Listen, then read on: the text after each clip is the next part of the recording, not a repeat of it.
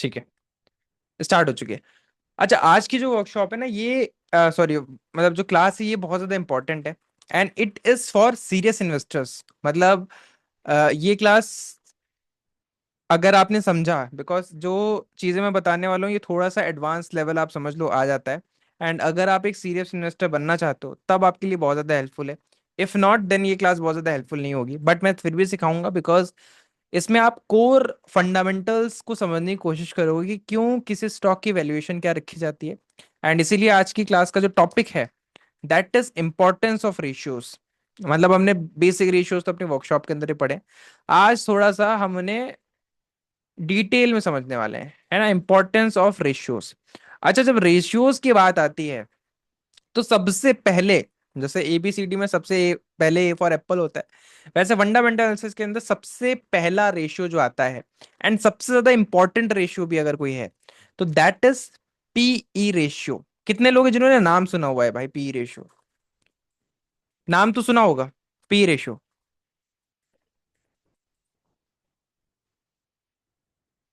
हाँ, नाम सुना, वर्कशॉप में सुना हुआ है।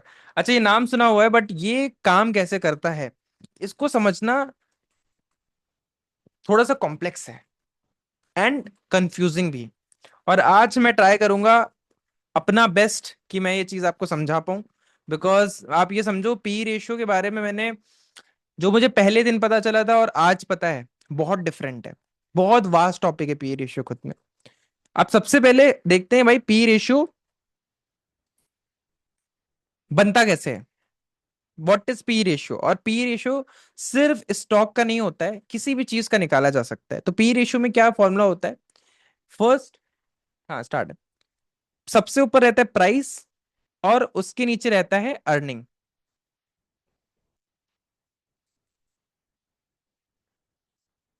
है ना। Price to earning ratio. इतना सोचो, इतना करने के बाद मुझे भी आज कंफ्यूजन हो जाता है कभी कभी कि क्या है। हाँ, प्राइस टू अर्निंग होता है। This is the formula for P ratio. अब पी रेशियो को समझते हैं दो एग्जांपल से। पहला एग्जांपल, और ये सिर्फ स्टॉक का नहीं निकलता है, किसी भी चीज का प्राइस टू अर्निंग रेशियो निकाल सकते हो। फॉर एग्जांपल, आप एक शॉप खरीदते हो, ठीक है, आपने शॉप खरीदी, ठीक है, ये शॉप आपने खरीदी और ये शॉप आपको पड़ी 1 लाख रुपए की, ठीक है, 1 लाख रुपए की पड़ी। और ये जो शॉप आपने खरीदी है ये आपको रेंट देती है, ठीक है, रेंट देती है। रेंट कितना देती है? रेंट साल का देती है 10,000 रुपए। मतलब ऐसी शॉप आपको मिलेगी नहीं जो आपको 1 लाख रुपए की दुकान 10,000 का रेंट है, ऐसा पॉसिबल नहीं है, बट चलो एग्जाम्पल के लिए समझते हैं। आपने कितने का खरीदा? 1 लाख रुपए। और आपको रेंट कितना मिलता है हर साल?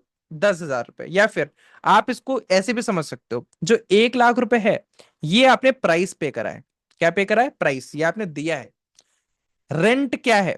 ये है आपकी अर्निंग, ठीक है। अब अगर मुझे पी रेशियो निकालना है तो वो कैसे निकलेगा? Price upon earning. अब यहां पे हम इसको बोल सकते हैं क्या ये प्राइस है? बिल्कुल। प्राइस इज व्हाट यू पे, earning is what you get. मैं इसको लिख भी देता हूं, प्राइस इज व्हाट यू पे, earning is what you get. ठीक है, ये आप समझो, प्राइस इज व्हाट यू पे, earning is what you get. ये लाइन याद रखना। कुछ डाउट्स आए? एक सेशन हम रखेंगे क्यूएनए का। बूट कैंप खत्म होने के बाद I will do one session just for Q&A. 1 घंटा हम सिर्फ क्यूएनए करेंगे, ठीक है।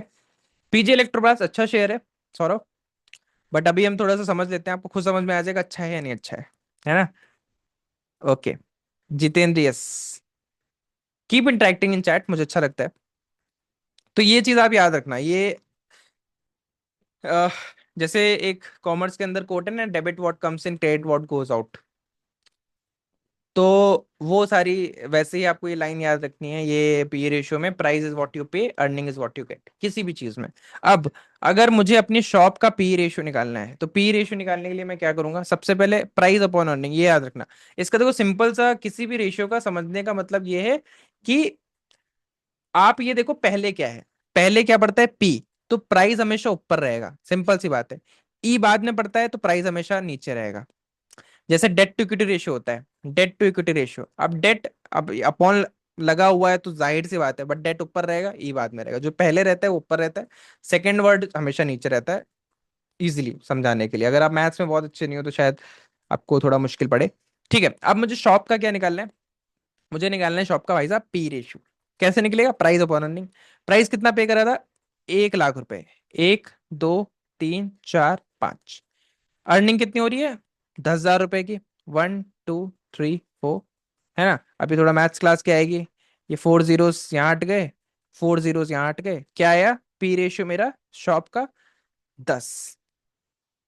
अब इसका मतलब क्या है, अगर किसी इंसान को मैं दो तरीके से बता सकता हूं, या तो मैं किसी इंसान को बोलूं कि भाई 1 लाख रुपए की दुकान खरीदी थी, हर महीने 10,000 रुपए का रेंट आता है, ठीक है।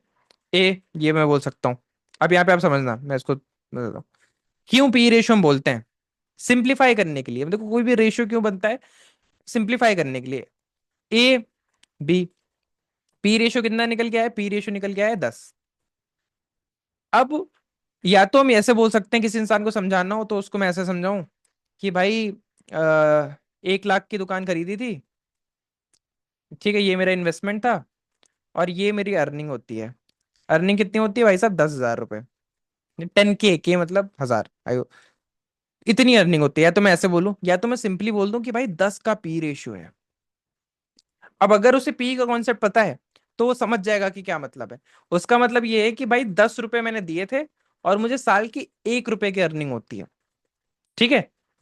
1 रुपए की अर्निंग होती है, मतलब 10 रुपए मैंने दिए हैं और 1 रुपए की अर्निंग होती है। अब यहाँ पे यही तो हुआ है, मैंने 1 लाख रुपए लगाए हैं और मुझे 10,000 रुपए की अर्निंग हो रही है। तो अगर 10 रुपए लगाए हैं तो 1 रुपए की अर्निंग हो रही है। थोड़ा सा कंफ्यूजिंग आपको लग रहा होगा, बट ऐसे ही समझ सकते हो। या फिर दूसरा हम बोल सकते हैं कि भाई अगर किसी कंपनी का पी रेशियो 10 है, ठीक है, तो फिर जो भी उसमें हम इन्वेस्टमेंट कर रहे हैं उसे निकालने में 10 साल लगेंगे। उसे निकालने में 10 साल लगेंगे, मतलब अब अगर आप देखो मेरा इन्वेस्टमेंट निकालने में कितना टाइम लगेगा, 10,000 रुपए की इनकम हर साल होगी। वी आर नॉट अज्यूमिंग कि रेंट बढ़ेगा, ठीक है, यहाँ पे कुछ बढ़ने वाले केस नहीं अज्यूम कर रहे हैं। 10,000 रुपए का रेंट हर महीने देंगे, हर साल मिलेगा, तो कितने सालों में मेरा इन्वेस्टमेंट निकलेगा, 10 सालों में। एक तो मीनिंग ये हो सकती है, समझ मैं ये भी समझ जाऊंगा, अच्छा 10 के पी रेशियो पे खरीदी आपने, 10 साल में इन्वेस्टमेंट रिकवर हो जाएगा, और 10 रुपए लगा के हर साल इस इंसान को 1 रुपया मिलता है। This is simple P ratio. अब सिंपल सा एक और एग्जांपल ले लेते हैं।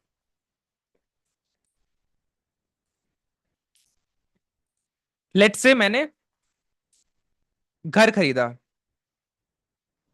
1 करोड़ रुपए का, और इस घर को मैंने रेंट पे चढ़ाया, ठीक है।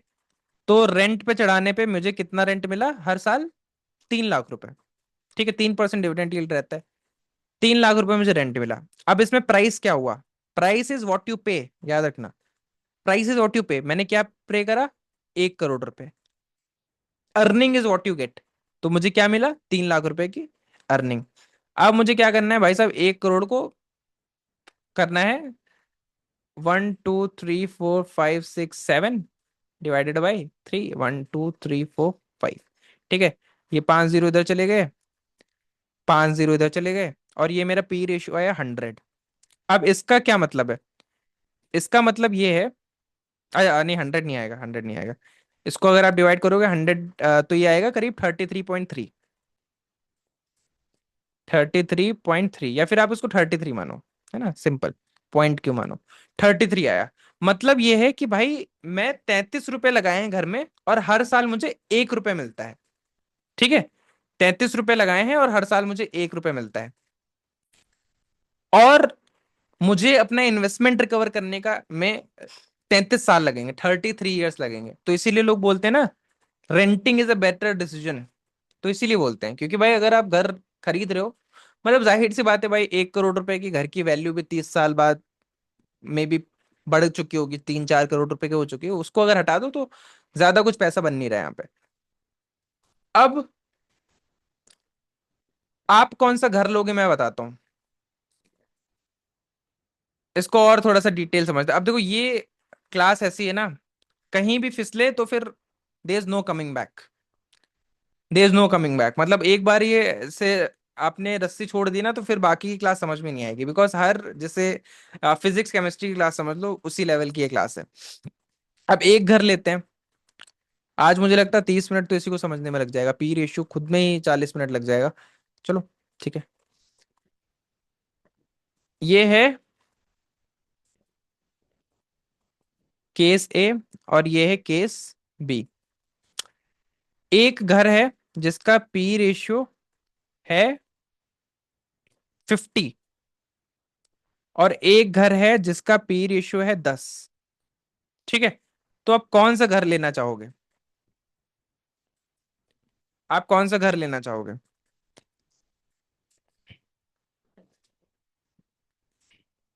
बी वाला करेक्ट। 10 वाला क्यों? क्यों लेना चाहोगे 10 वाला? बिकॉज यहाँ पे यार 10 रुपए का इन्वेस्टमेंट हम कर रहे हैं। 10 रुपए का इन्वेस्टमेंट कर रहे हैं तो साल का 1 रुपए मिल रहा है। यहाँ पे 50 रुपए का इन्वेस्टमेंट करेंगे तब भी 1 रुपए मिलेगा। तो इन्वेस्टमेंट तो पहली बात इसमें ज्यादा है, और इन्वेस्टमेंट रिकवर करने में टाइम भी बहुत लगेगा। यहाँ पे 50 लिखा हुआ है, यानी 50 साल लग जाएंगे अपना इन्वेस्टमेंट रिकवर करने में। इसमें 10 साल में हो जाएगा, तो जाहिर सी बात है कि इट इज 10 रुपए वाला हम चूज करेंगे। उसके बाद अब हम क्या करते हैं, स्टॉक्स पे आ जाते हैं। स्टॉक्स पे आ जाते हैं। अच्छा, स्टॉक्स पे आने से पहले अगर हम, चलो डायरेक्ट समझते हैं। स्टॉक्स, किसी भी स्टॉक का पी रेशियो कैसे निकलता है?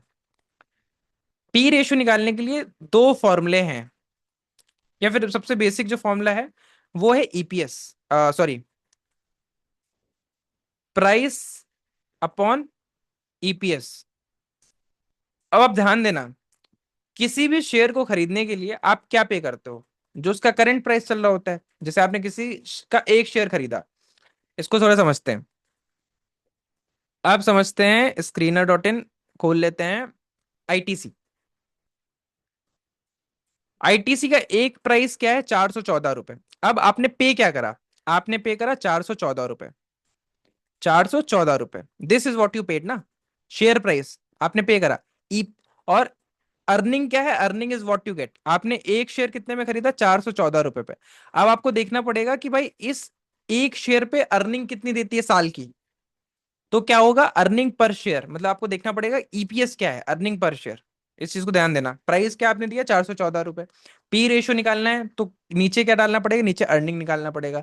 अब क्योंकि मैंने एक शेयर खरीदा है, ध्यान देना, एक शेयर खरीदना है, तो मुझे ये जानना पड़ेगा भाई उस एक शेयर पे कंपनी क्या कमा के दे रही है एक साल में, जिसको हम बोलते हैं ईपीएस। इसको मैं लिख भी देता हूँ, अर्निंग पर शेयर।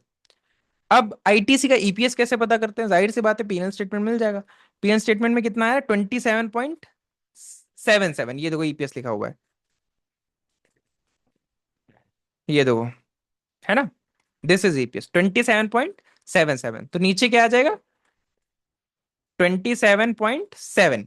ठीक है, अब पी रेशियो कैसे अब पी रेशियो क्या निकल के आएगा, एक बार इसको हम कर लेते हैं कैलकुलेटर पे। 414 डिवाइडेड बाई 27.7 निकल गया है 14.9। 14.9। अगर आप आईटीसी का पी रेशियो देखो तो वो कितना निकल के आ रहा है? 26 निकल के आ रहा है। कुछ इन एक्यूरेसी होगी, शायद ये एडजस्ट नहीं हुआ होगा, या फिर हमने क्वार्टरली ईपीएस देखना चाहिए। हाँ, हमें क्वार्टरली ईपीएस देखना चाहिए 15.56, बिकॉज ईपीएस भी क्या होता है? 15.56 यहाँ पे रखना पड़ेगा। 414 डिवाइडेड बाय 15.56।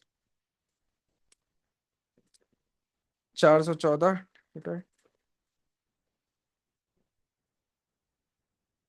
ठीक है, तो ये देखो निकल के आया कितना? 26, जो हमारा स्क्रीनर पे भी शो हो रहा है, 26.1। अब यहाँ पे क्या स्क्रीनर ने कैलकुलेट करा है? स्क्रीनर ने ले लिया है यहाँ पे क्वार्टर का ईपीएस। बट ज्यादा एक्यूरेट क्या होता है? ज्यादा एक्यूरेट होता है साल का ईपीएस। तो ये वाला अगर देखा जाए तो it is more accurate, but थोड़ा सा अगर देखा जाए तो स्क्रीनर पे ये शो हो रहा है, तो हमने क्वार्टरली का ले लिया। तो इस तरीके से किसी भी शेयर का ईपीएस कैलकुलेट होता है। एक और देख लेते हैं, रिलायंस ले ले, चलो रिलायंस ले लेते हैं। ठीक है, अब रिलायंस का अगर हमें पी रेशियो निकालना है तो हमें कैसे पता चलेगा? सबसे पहले क्या होगा पी रेशियो निकालने के लिए? Share price divided by EPS. Share price क्या है भाई साहब? 1428। 1428। ईपीएस क्या है? आप क्वार्टरली लेता है स्क्रीनर, चलो क्वार्टरली लेते हैं। 14.34। 14.34।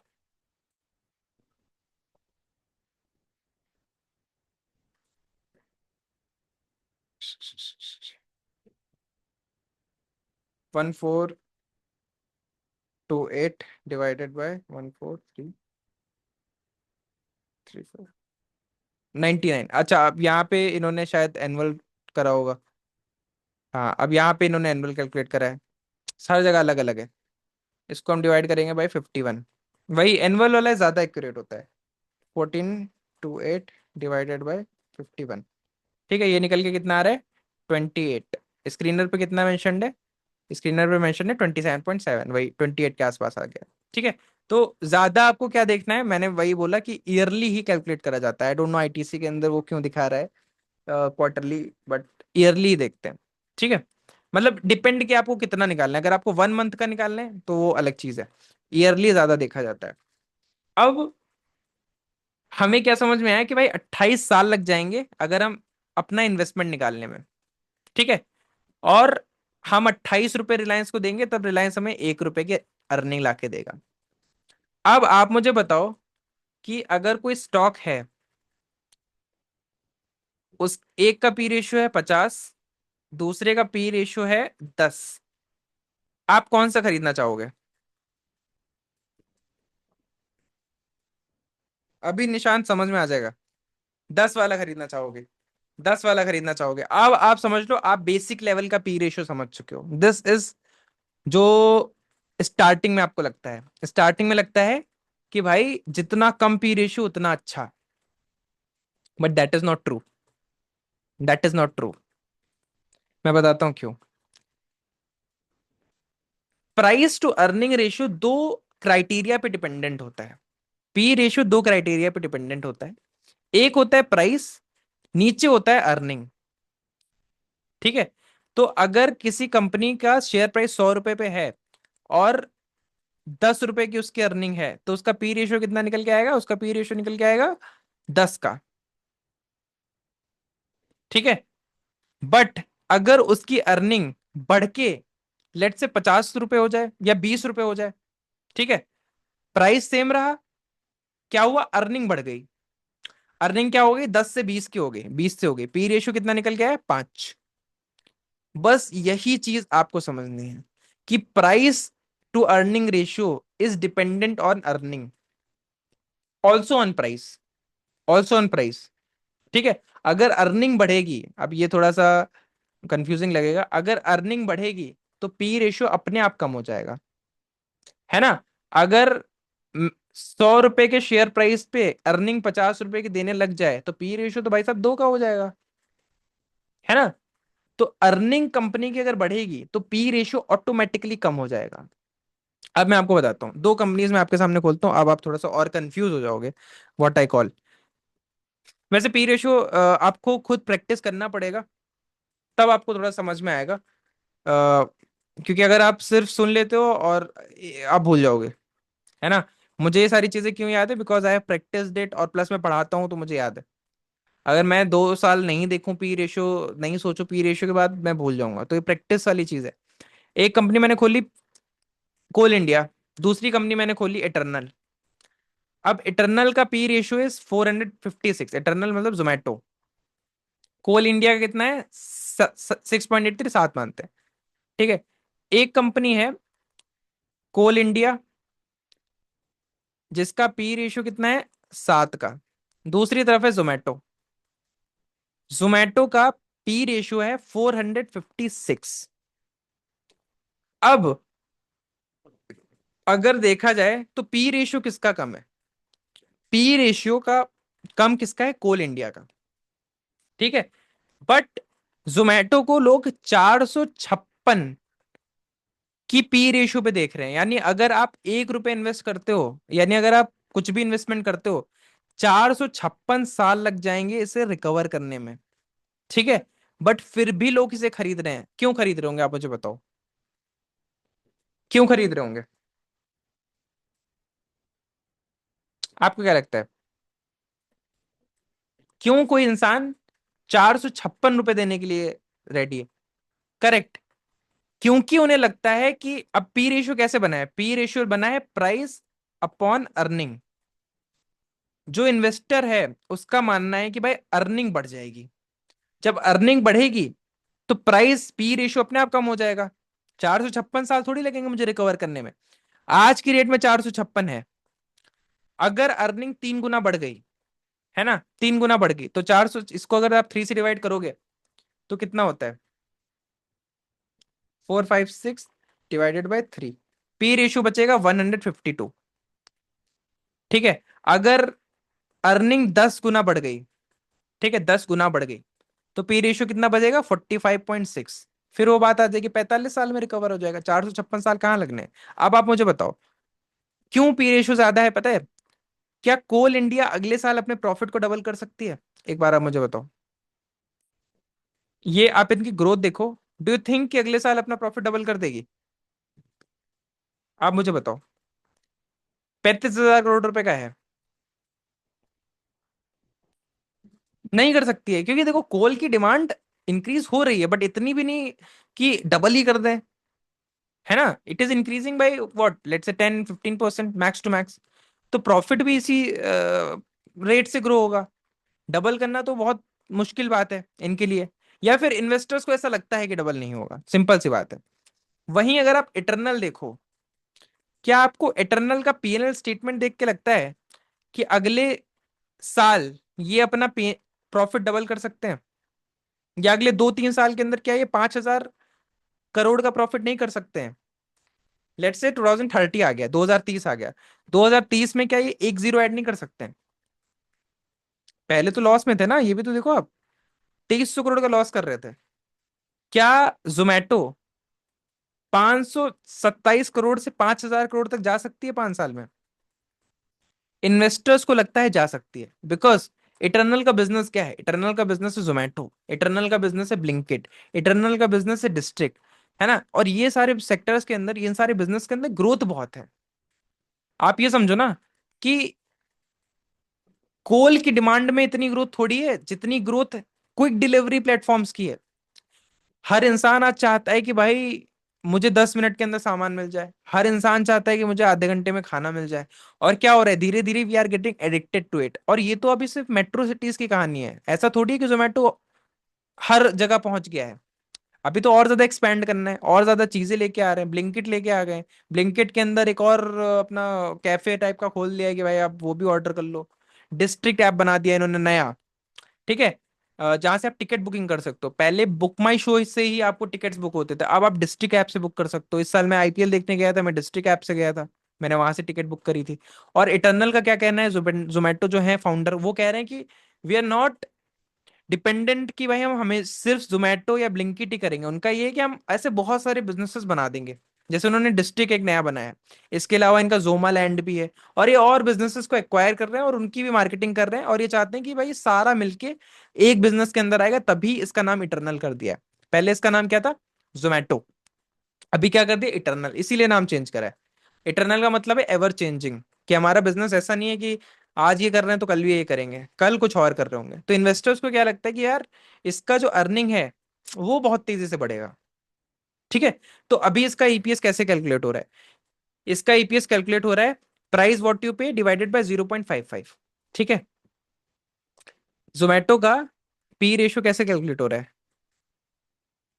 जोमेटो का पी रेशियो कैलकुलेट हो रहा है price, share price divided by EPS.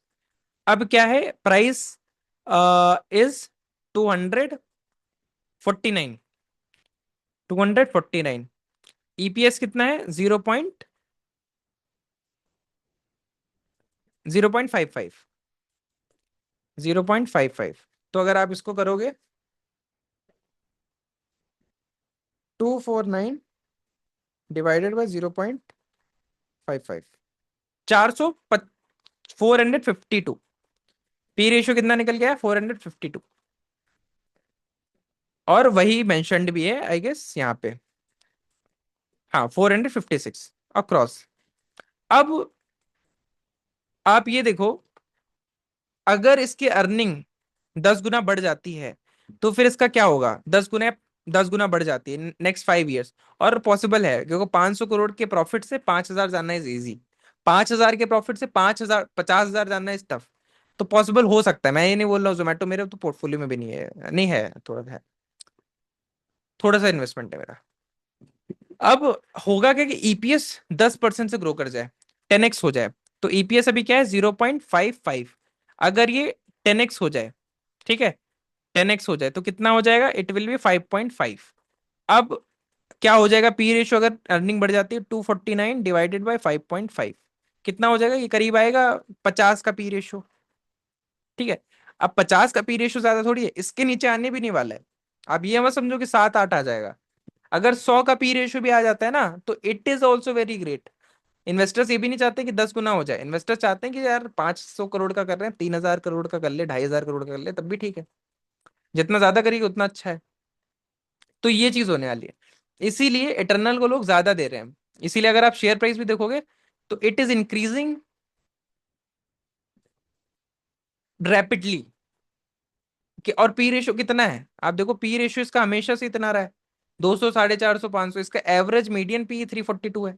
वहीं अगर आप कोल इंडिया देखो तो कोल इंडिया का पी रेशियो 7 का है। तो यहां से हमें क्या समझ में आया कि भाई पी रेशियो जो है वो सिर्फ कम होना ही सही नहीं है, आपको ये भी देखना है कि अर्निंग ग्रोथ कितनी हो रही है। Earning growth is very important. और आपको एक कॉन्सेप्ट बताता हूँ और, कि एक कोट है, किसी ने सुना है? Beauty lies in the eyes of beholder. एक कोट है, beauty lies in the eyes of beholder, किसी ने सुना है?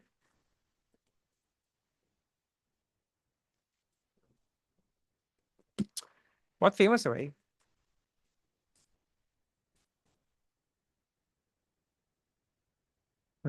और किसी बहुत फेमस इंसान ने लिखा है ये तो, मुझे याद नहीं आ रहा किसने। हाँ, प्लेटो ने लिखा है। अब ये बात ना बहुत ज्यादा सच है। मैं क्यों सच है आपको बताता हूँ कि और मैं क्यों ब्यूटी की बात कर रहा हूँ, मैं इस पे भी आता हूँ। कोई चीज खूबसूरत है, ये देखने वाले की आंखों में ही डिपेंडेंट है। अगर मैं आज की डेट में रेड कलर की कार ले आऊं, रेड कलर एकदम ब्राइट रेड कार ले आऊं, अब कुछ लोग होंगे जो बोलेंगे यार क्या कलर है, रोड पे प्रेजेंस है, बढ़िया कलर है। कुछ लोग बोलेंगे यार लाल भी कोई कलर है लेने वाला, है ना, लाल भी कोई कलर है लेने वाला। अब अगर आप देखोगे, मैं बताता हूँ most beautiful man in the world.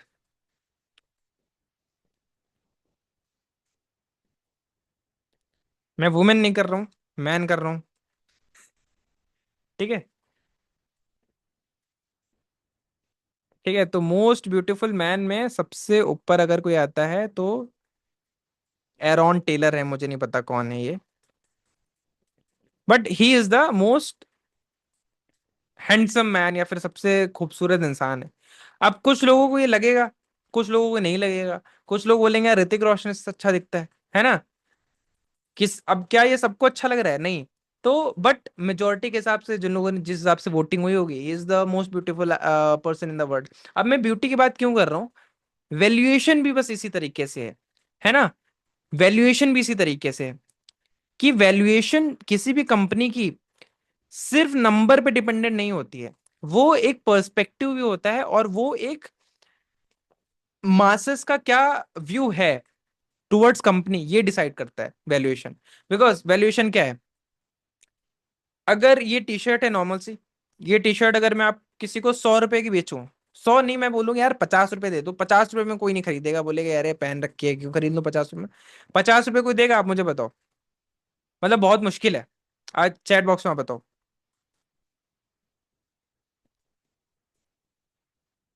हार्दिक जी कह रहे हैं नहीं, कोई नहीं खरीदेगा।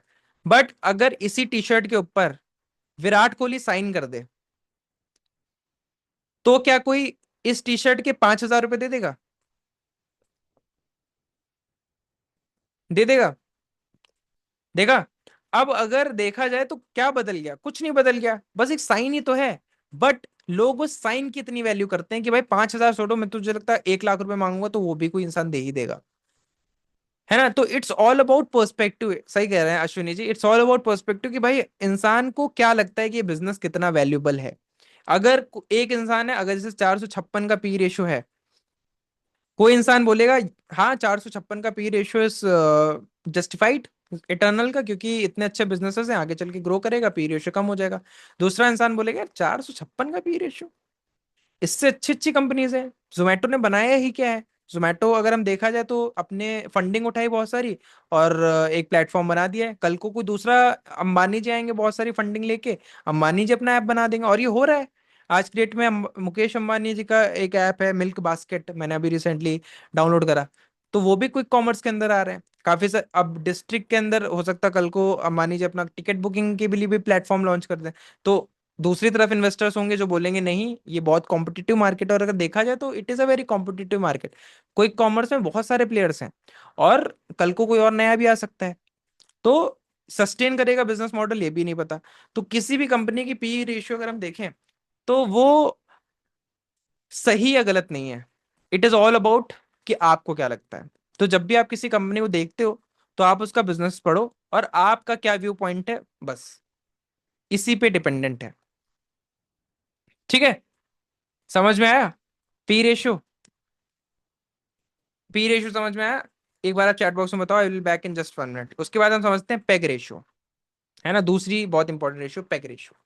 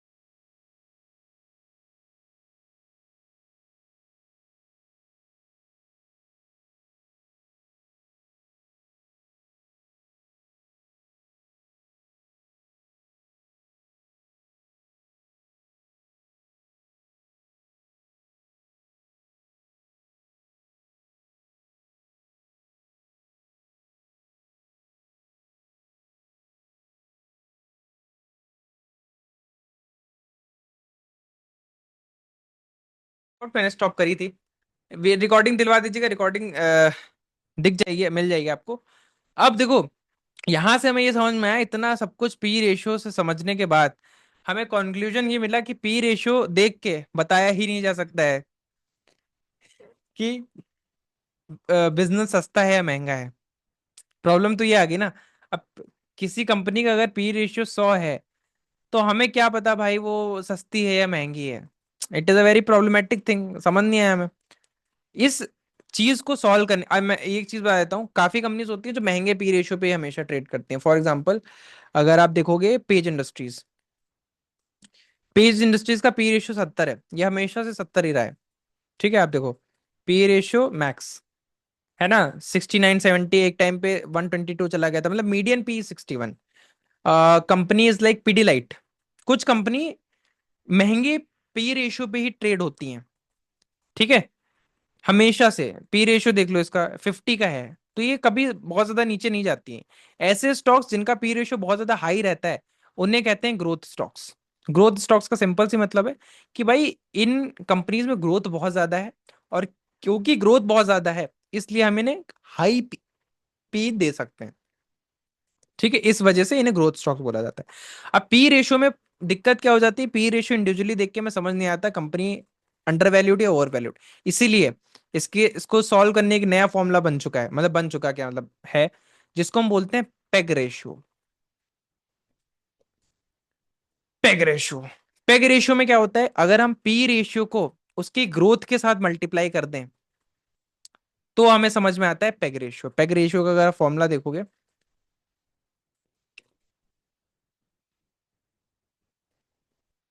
ठीक है, तो पी रेशियो को अगर हम डिवाइड कर दें एक्सपेक्टेड ग्रोथ रेट से तो हमारे पास आ जाता है PEG ratio.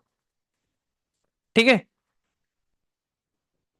P ratio, PEG ratio का क्या फॉर्मूला है, P ratio divided bye expected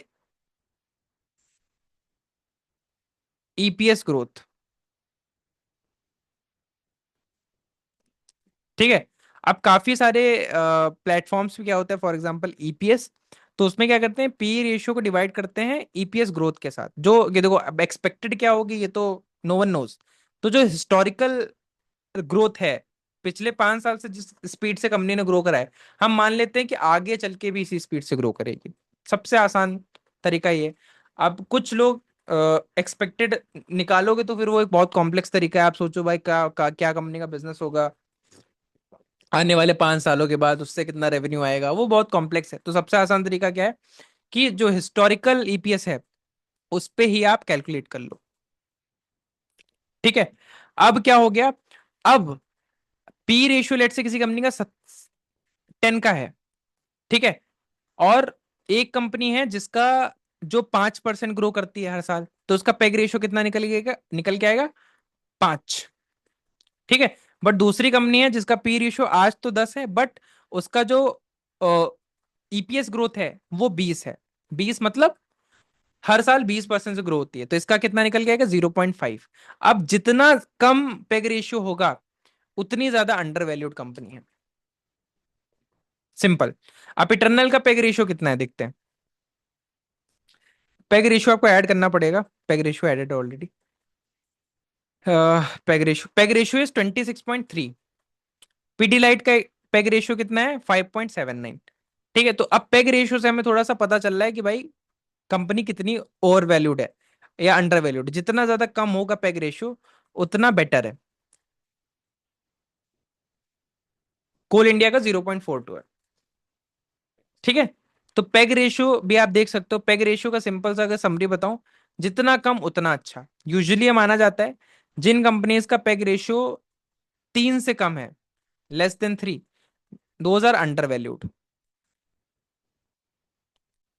ठीक है, और उसके अलावा जिनका 3 से ज्यादा है वो ओवर वैल्यूड मानी जाती हैं। तो पेग रेशियो काफी अच्छा क्राइटेरिया है टू जज वैल्यूएशन।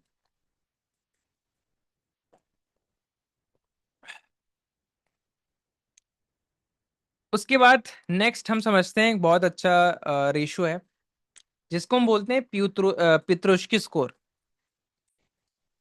पित्रोश्की स्कोर ये क्या है ये, अब पित्रोश्की स्कोर मैं क्यों बोल रहा हूँ, बिकॉज अगर आप किसी कंपनी को मुझे देखना होता है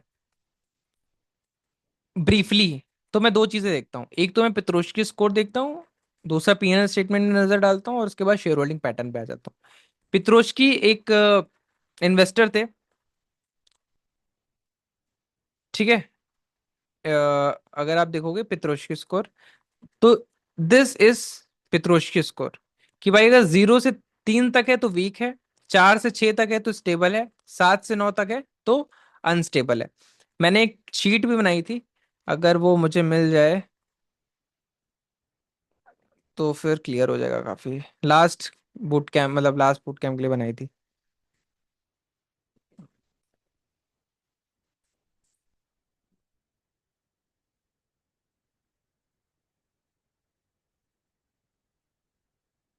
हम्म, एक सेकंड में ढूंढता हूँ एक बार।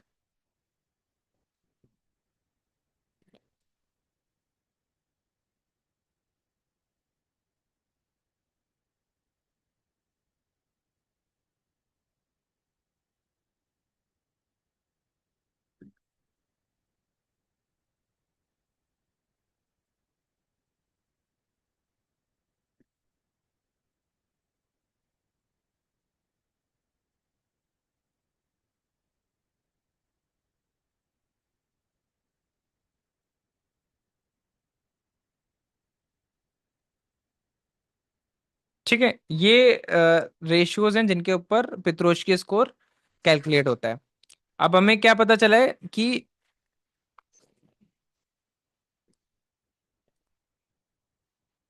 किसी कंपनी का अगर स्कोर 0 to 3 है, ठीक है, आप ये स्केल समझो। सॉरी,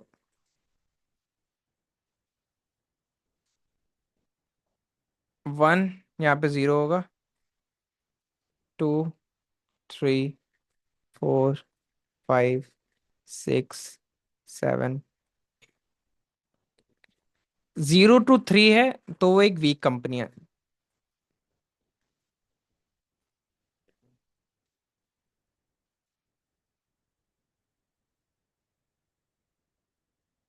एक वीक कंपनी है। 4 to 6 है तो फिर वो एक स्टेबल कंपनी है।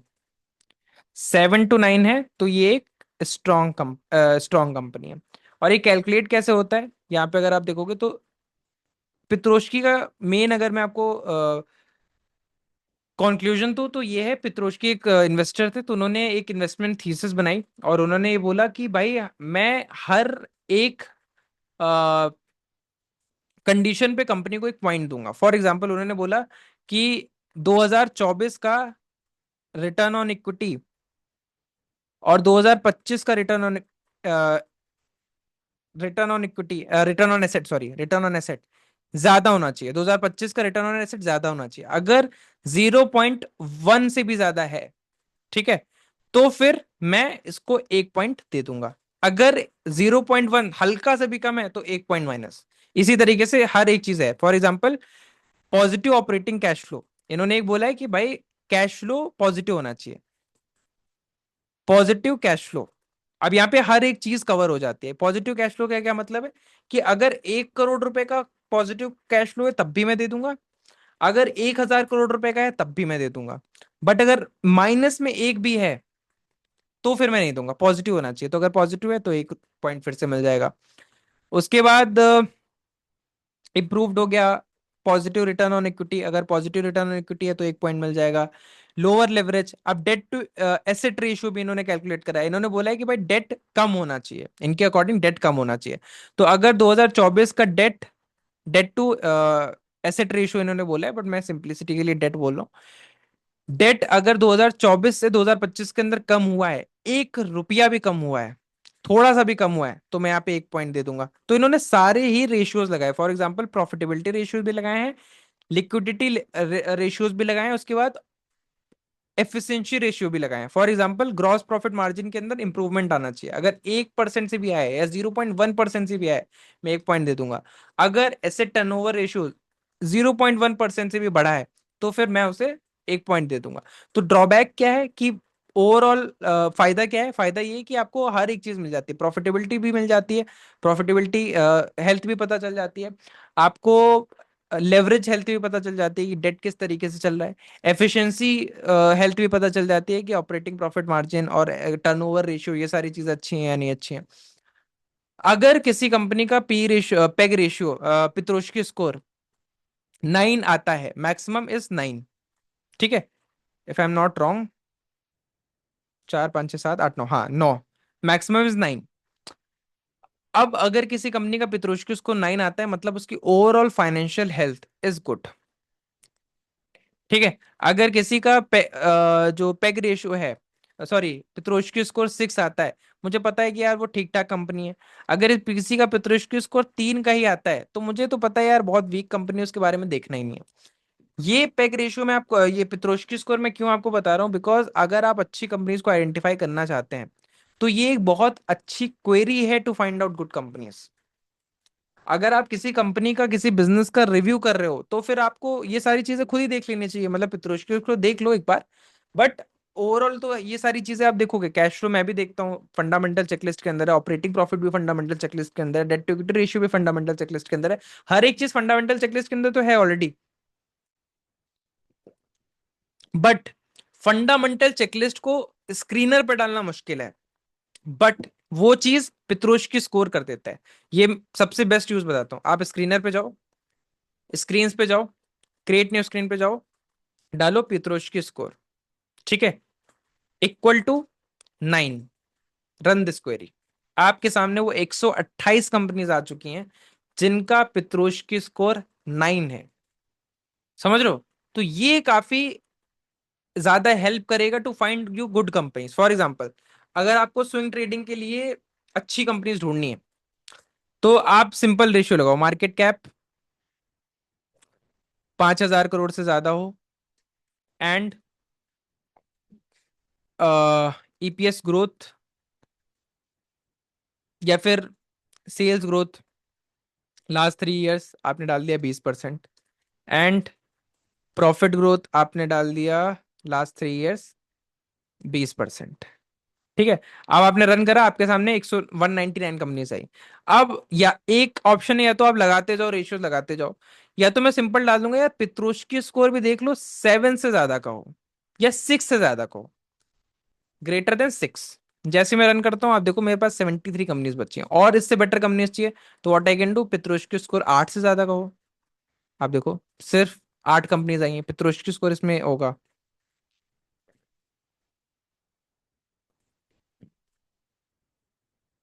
Profit, sales, PEG ratio, 1 year sales, debt to equity.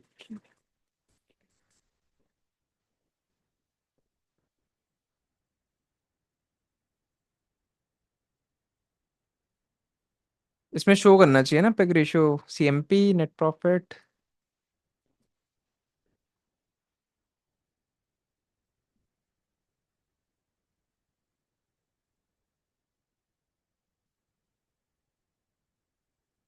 हाँ, आई डोंट नो क्यों नहीं शो कर रहा है, बट एडिट कॉलम्स में है तो पेग रेशियो, बट यहाँ पे शो नहीं हो रहा है, या तो शो हो रहा होगा, मुझे दिख नहीं रहा।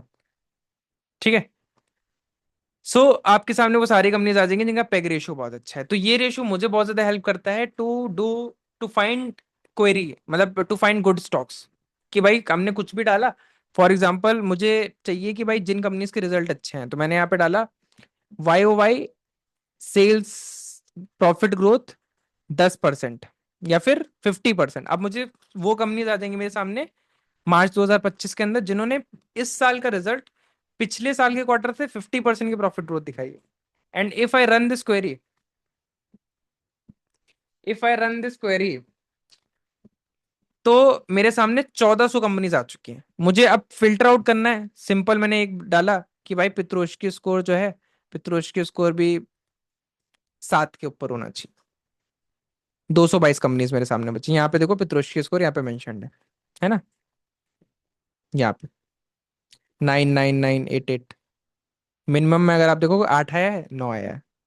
इसमें उसमें बहुत सारे रेशियोज ऐड हो गए थे, शायद इस वजह से शो नहीं हो रहा था। तो ये यूज है पित्रोस्की स्कोर का। ठीक है।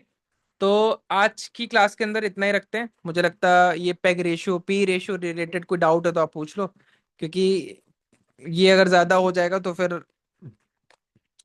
वो हो जाएगा इतना सीखा और समझ में कुछ नहीं आया। अगर कोई डाउट आ रहा है आपका पी रेशियो रिलेटेड, तो आप पूछ सकते हो, पी रेशियो पेग रिलेटेड या पित्रोस्की स्कोर रिलेटेड, वो आप पूछो। अब थोड़ा डाउट सॉल्विंग करते हैं 10-15 मिनट।